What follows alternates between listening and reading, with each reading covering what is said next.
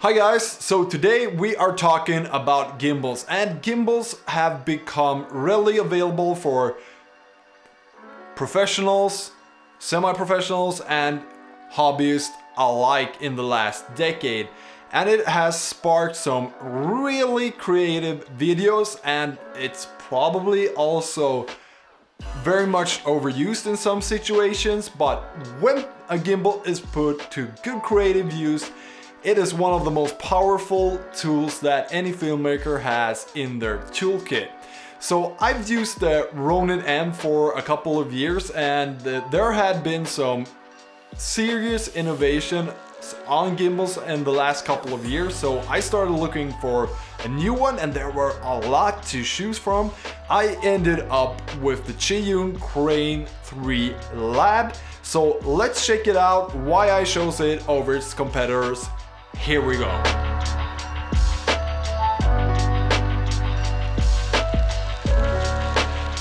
Alright, so here it is, the Crane 3 Lab in all its weird form factor goodness. And what sets it apart from its competitors, except for the form factor, is that it does full HD wireless video transmission, as well as it has some really cool features in the app, and it also has two lens servos, one for focus control and one for zoom, so it is a really feature-packed gimbal, which was a good thing for me.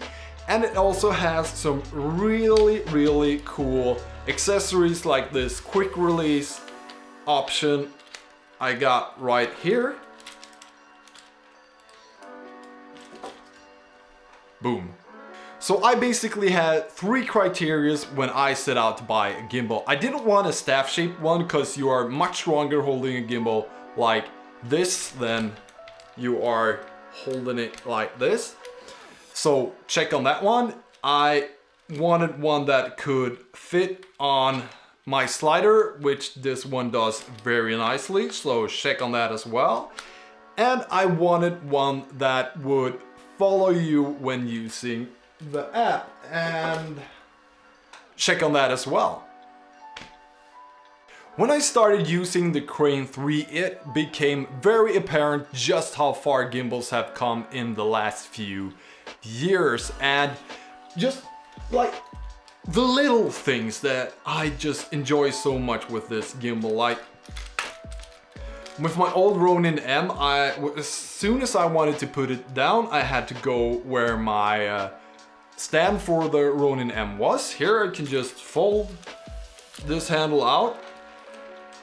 Look, place it anywhere I want. Sweet. And the other thing that I just like, again, the little things with this one. Lockable, like all axes are lockable, so I could just do this, lock it in place, and it is so much easier to calibrate your gimbal, and it makes go so much faster when you can lock and just calibrate each axis on its own without having to consider the other axes. So I really enjoy that. Alright, so let's start off with ergonomics, and it's like kind of hard not to think that when you look at this, how the meeting, when they, like the design meeting they had when they wanted to design the Crane 3, like some executive just running into the room and screaming, "We need to completely rethink the gimbal," and every engineer's like, "Okay, we'll do that, I guess." And like for the most part, I think they actually pulled it off. I do love how easy this goes from the upright mode to the underslung mode. That is, I use that all the time and it works super well. And the joystick, that they clearly took inspiration from the aerospace industry, also works really nice. It's very cool to have almost all control that you need, both for your camera. You can control things like ISO, shutter speeds, aperture, what have you, even record, stop and start right from here, and then you got your zoom control over here, and you got a few gimbal modes here, buttons for that, and the other two are here. But what I probably like most is this recenter button right here. Like, I don't know how many times I wished I could recenter my Ronin, old Ronin M, and it just didn't, and this just has a button for it right here. Love that. Absolutely love that. The other standout feature of the Crane 3 is this box right here. So it has two USB-C ports for the lens servos, so focus and zoom motors, and then you have this mini HDMI port right here, and that will give you full HD wireless signal to your cell phone via the YC app. That is really awesome, and it also allows the gimbal to track you when you're using the app, so we will get more into that in a bit. And then you also have camera control right here, so that if you connect your USB port from your camera into the camera control port, you'll be able to control things like shutter speed, aperture, ISO, stop and stop recording, and so on. And on the back here you have a DC 8-volt output, so that you can power most DSLRs and mirrorless cameras if you have the right adapter for those really long shoots. So that is a really nice feature to have.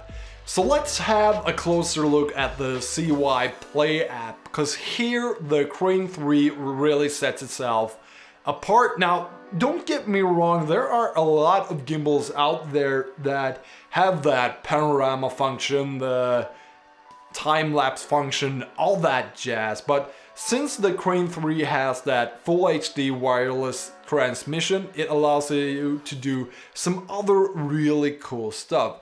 Not only do you have complete control over your camera, but the gimbal as well, so you can have a second person, like on particular difficult shoots, like right here when we were filming this car. If we had more people on the day, I would have been able to have an assistant control the gimbal, both pan and tilt, as well as focus control. So when you're doing really difficult shoots, like that will be a real differentiator from the other gimbals out there.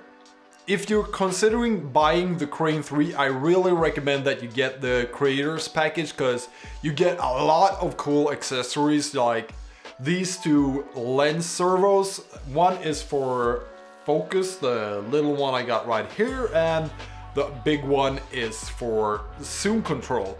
You also get a really handy quick release system, and you also get this nice extendable monopod.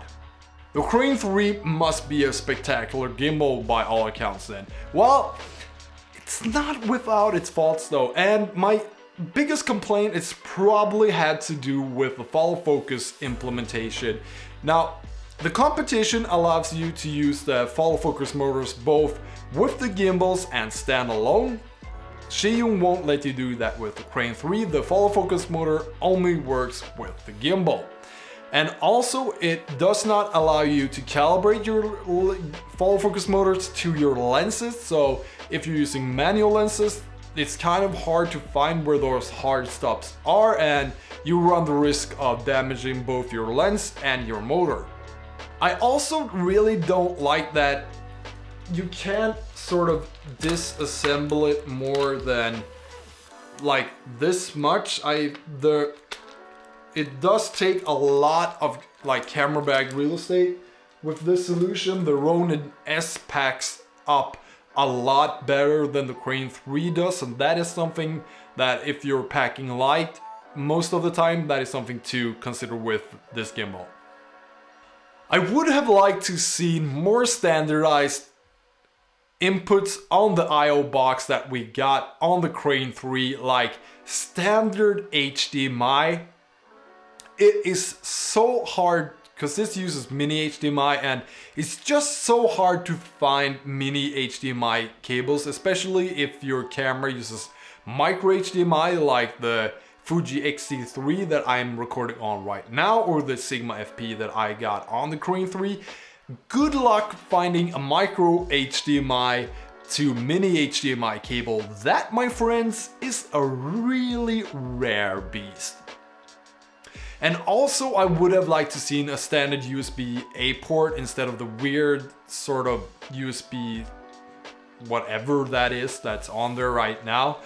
Because when you're out on a shoot and you're maybe in a different town and you've like forgotten your HDMI cable or your USB cable, it's so much easier to go to your electronic store of choice and find a micro HDMI to regular HDMI cable or a USB-C to USB-A cable than whatever's on this thing. So that I would have liked to see. Alright you guys, that is it for the Crane 3 Lab. I do think that the money that I spent on this was money well spent, even though it is not without its fault. But when everything works as advertised, it is a hard gimbal to beat at its price point, and you get a lot of great functionality from the Crane 3. So thank you guys so much for watching. I hope you enjoyed this video. If you did, give it all the old thumbs up. Consider subscribing to my channel for more camera gear reviews, photography and videography tips and tricks, as well as some photography philosophy. And I will see you guys in the next one. Bye.